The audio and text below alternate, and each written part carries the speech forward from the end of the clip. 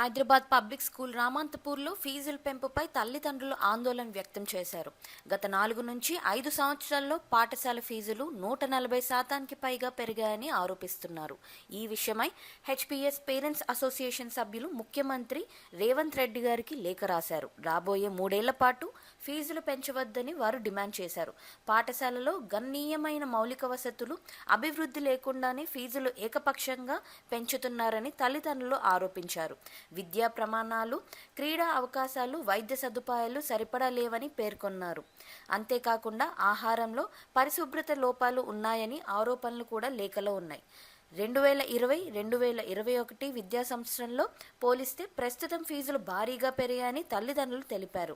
Class 1 fee 93,630 నుంచి 2 లక్షలకు చేరగా, క్లాస్ 10 ఫీజు 1.1 లక్షల నుంచి 1.8 లక్షలకు, క్లాస్ 12 ఫీజు 1.3 లక్షల నుంచి 2.8 లక్షలకు పెరిగిందని వివరించారు. ఈ నేపథ్యంలో 3వ టర్మ్ ఫీజులు చెల్లించకుండా సుమారు 50% తల్లిదండ్రులు నిర్ణయం తీసుకుంటున్నట్లు పేర్కొన్నారు.